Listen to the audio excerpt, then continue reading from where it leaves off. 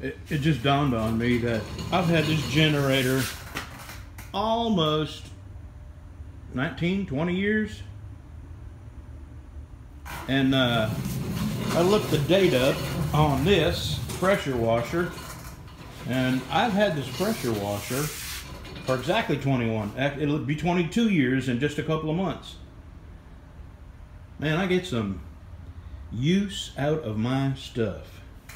And that Cub Cadet, I've got 1,000 hours on it, and this year is its 15th season.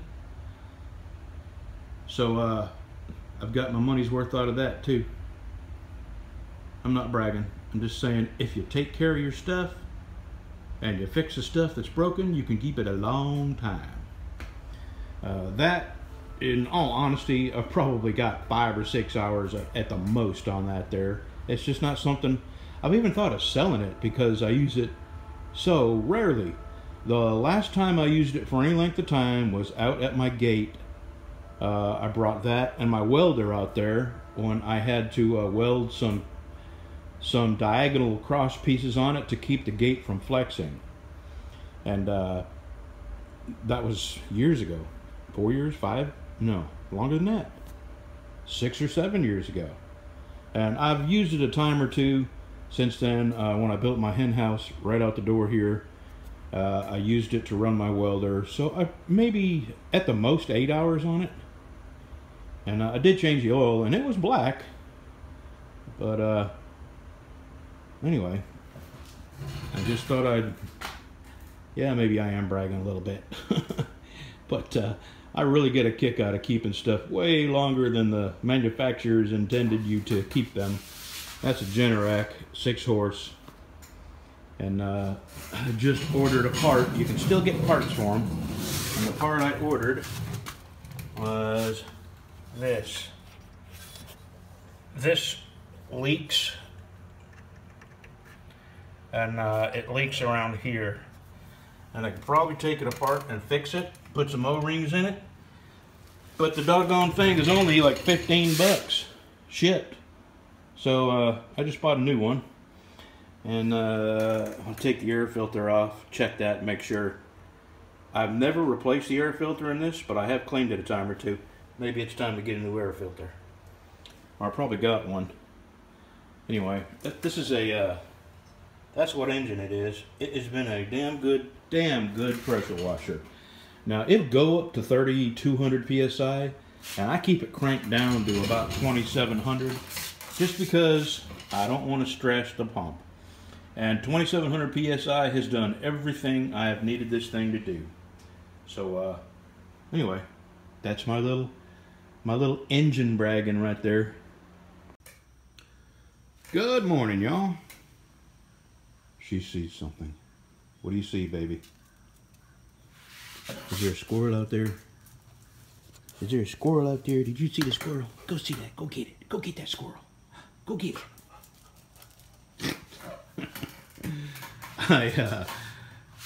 I ordered, oh, let me tell you, this is a Briggs & Stratton.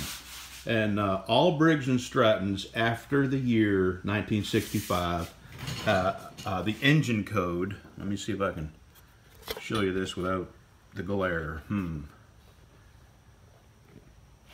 Doggone it. There we go.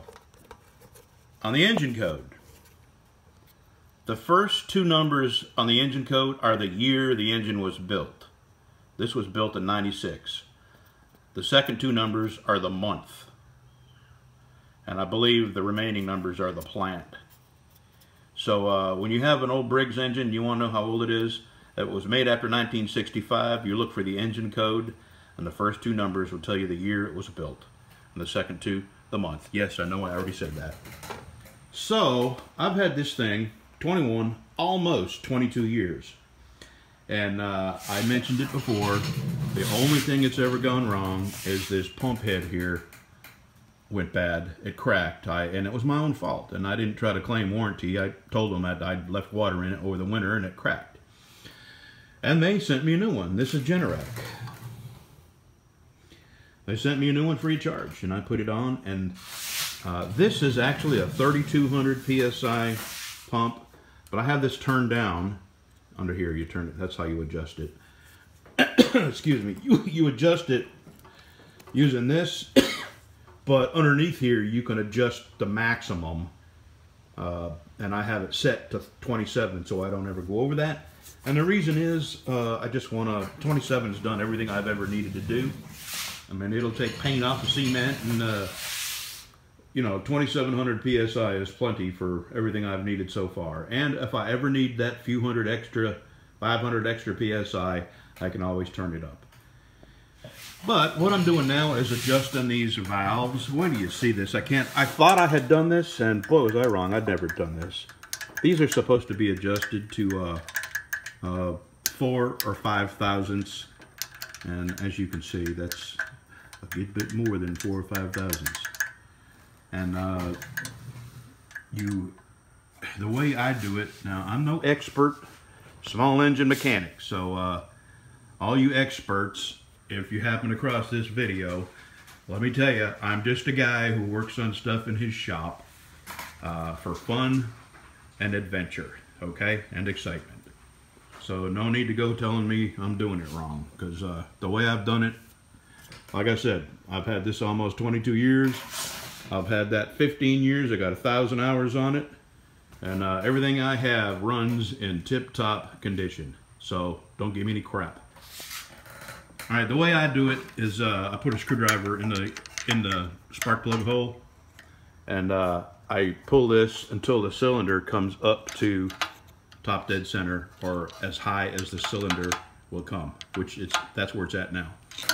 And then I adjust the intake, and the way you tell which valve is which, this is the intake valve, because it's on the carburetor side. This is the exhaust valve, because it's on the exhaust side. So I'm going to adjust this at 4 thousandths. I don't have my feeler gauge yet. I have to go get that. And you have to loosen this lock nut up, turn this in, and you run your feeler gauge in between this under here until it slides in and out with no rattle and no slack.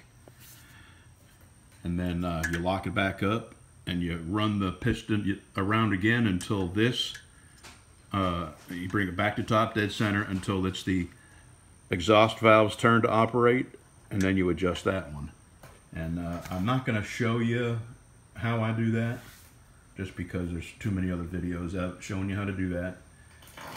But since this is so old, and I've had it so long, this is the original air filter. And that's not bad. I mean, pressure washers don't typically operate under dusty conditions, so that's not bad for a 21-year-old air filter. This, however, leaks.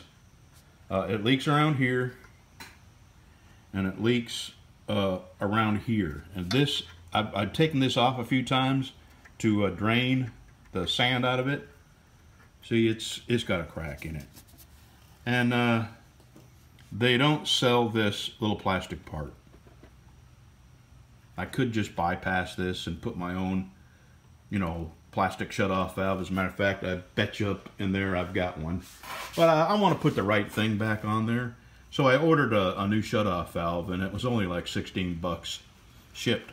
So I got a new valve coming, shut-off valve. And Lucy, it's raining, baby. Come inside. Come inside. It's raining out. Well, anyway, I'm going to be replacing that. That'll get here today. I got the new air filter coming. I'm adjusting the valves, and this thing will be brand new again. I'll change the oil. And let me tell you about the storm. It's going to miss us. You know, the original path was supposedly going up through Shreveport, which is to my west by about 40 miles. And then they changed the path where the eye would go over my house, basically. And then as the days went by, they've changed the path more and more. They're predicting it will go through Jackson, Mississippi now. So we will be on the very western edges of the storm. And, you know, what we'll get out of it is mild rain, maybe 4 inches, and a little breeze, nothing big. So there's no worry for us here in northwest Louisiana. So I got to drain all my gas back up out of that. I got my chainsaws ready, and I don't store them with gas in them. What I do is drain the gas out of them, and then I crank it up and run it until it runs itself out of fuel. And that way they'll, you know, like this, I hadn't cranked that up in 2 or 3 years. So, and I store it with stable in the carburetor. I drain the gas, I put stable in it, and then I pull on it until I'm sure the stable has filled the carburetor up. That's how I do it, and it works. Anyway, when I get that fuel valve there, I'll show you a little more, but I'm going to go ahead and replace these hoses too, because they're the original hoses, and I'm sure they're brittle. See you in a bit. Alright, I got new fuel lines. I can't put this on until I get the valve. I got new oil, adjusted the valve lash, got the spark plug, cleaned the bowl on the carburetor. I got a new air filter coming, fuel valve, and this thing will be like brand new. Maybe I'll get another 21 years out of it. 22 years. What'd I say? Let's see, 96. Yes, 21, almost 22 years right now. It's 21 years and 9 months.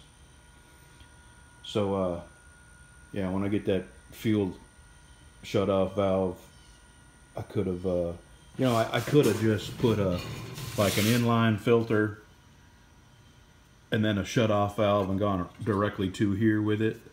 But I just wanted to put back on it the original equipment just because it's served me so well. It deserves new stuff. Okay, I know this is not exciting, but it is for me. Getting in this many years out of a piece of equipment to me is exciting. Well, I just found 2 reasons why this thing may have been leaking all this time. The pipes that the hoses fit over, I guess they're only pressed in. And when I went to pull the hoses off, these little pipes came out. This one, see, this one's still attached. And then I went ahead and pulled the this off for the last time. And look in there, see that O-ring? That O-ring is messed up. So all this time, it's always had a slow leak.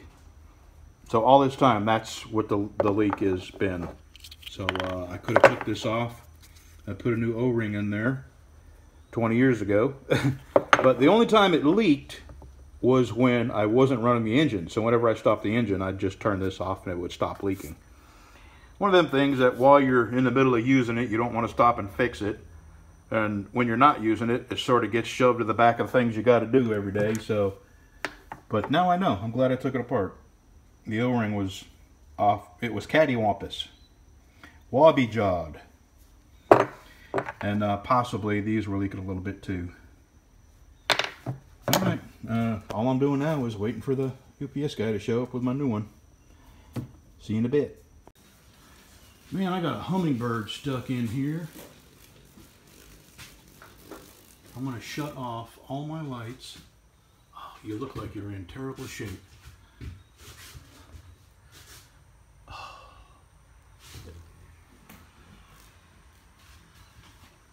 I'm going to try to steer him towards the door.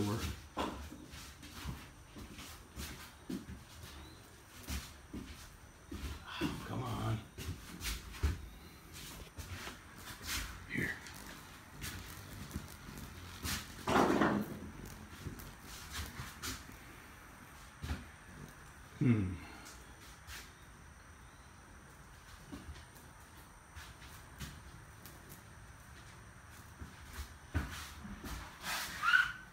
I'm going to have to set the phone down. I'll figure out a way to get him on here. Well, I wasn't able to get him out, but I went and got a Hummingbird feeder and I hung it up close to it. And what I'm going to do is, as it hasn't found it yet, but when it does find it, I'm going to move it closer and closer and closer to this door here. And we'll see. Well, I couldn't film it because I needed both hands, but at first I put that on the end of this wooden pole, and it actually did drink a little bit, but I couldn't get him to stay there long enough for me to walk him towards the door. So I put this towel, that's actually a blanket, a dog blanket, and I just held it up against the ceiling, and eventually it came and landed on it. So real slowly I eased over towards the door, and I stuck this outside, and the second I put it outside, he took off. Okay, hummingbird saved. I love hummingbirds. Now I'm going to go stick this back out there so we can get something to eat. Alright, I got the hummingbird out of here. I'm waiting for UPS to show up with my fuel valve for the pressure washer, and now I got my holes drilled. I'm fixing to, that line's off. I took the line I did eyeballing, and but I was sure it was off, so I took my calipers and I centered it like that. So I trust my calipers, but my eye wasn't that far off. They're pretty close, as a matter of fact. 30 seconds off, maybe. And I got them spaced exactly the same amount this way. Alrighty, I'm fixing to put it on my bevel grinding jig and grind the bevel on it, and this too. Okay, got my bevel ground on the cat's paw. Got my bevel ground on the swamp devil.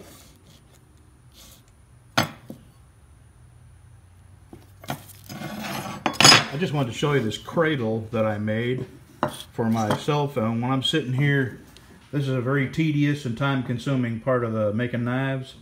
And when I'm sitting here grinding out the, working on the knife, when I'm sitting here working on these knives in this vise, I set my phone in this cradle.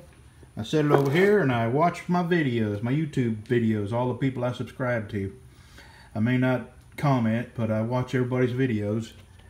Just wanted you to know. Anyway, we're getting there. I ordered all the parts, but I just got an email from the company, and the company I ordered it from just happens to be in Houston, and they sent me an email saying they weren't sure when they would be able to send stuff out, and they were working on it, and I was going to cancel my order and order from somebody else, but I just can't do that. They may need the business. So no matter how long it takes, this is not spoken for. It's fun. It's been fun working on it, but I can wait. I got other knives to make. Alright, see you in a bit. Well, there's Swamp Devil. There's Cat's Paw. It's looking good.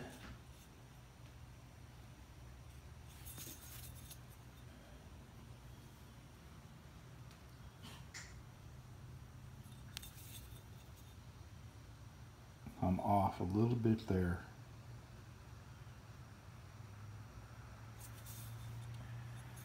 Okay, I got my part, and guess we could put it on together, huh? Let's do that. Okay, can you see? Yeah. I've got to, I'll try to keep my hands in front of the camera. Here's the new hose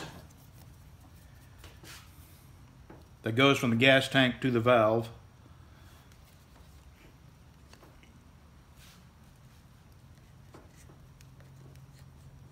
Oh, Lord. Okay.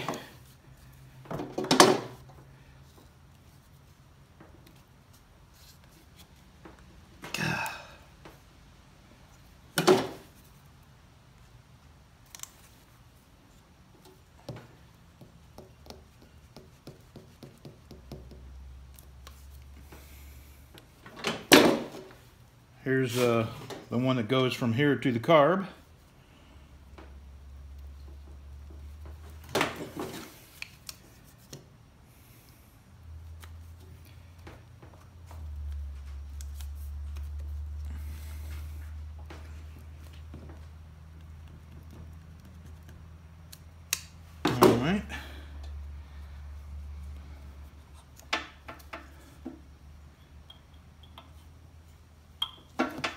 gotta turn this clamp around before I...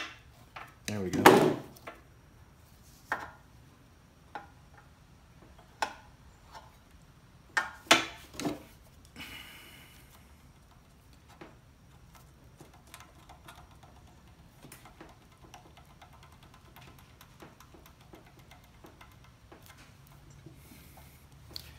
All right, I'm gonna move you a little bit.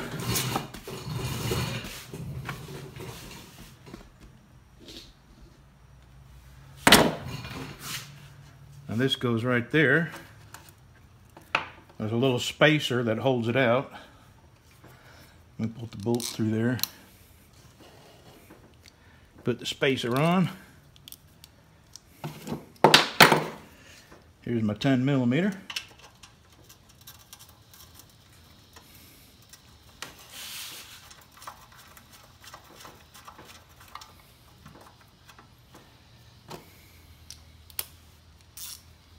I did not get the filter yet.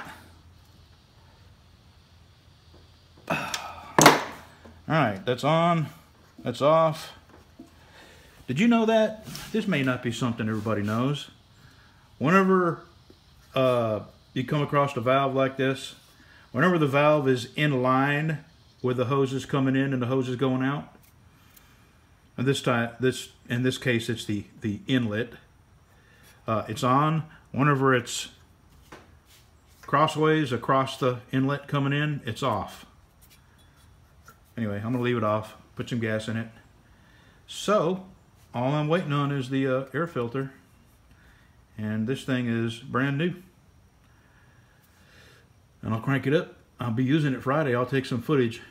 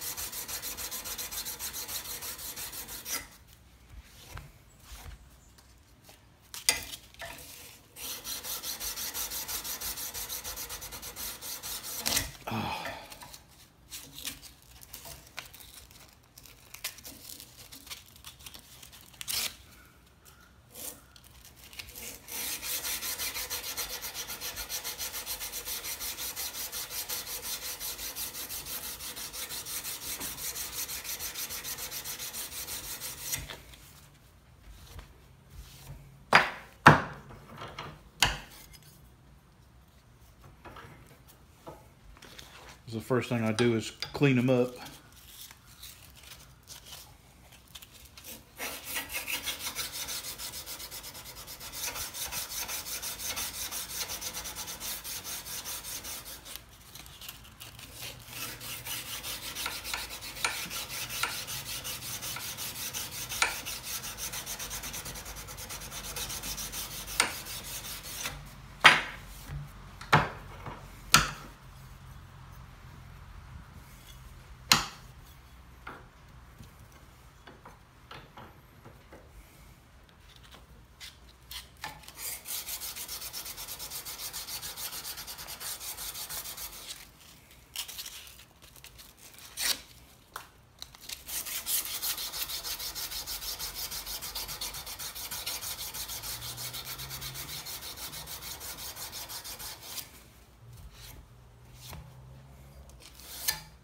Alright, now I start cleaning up these grind lines, and this is where the real time-consuming, laborious part of this comes into play.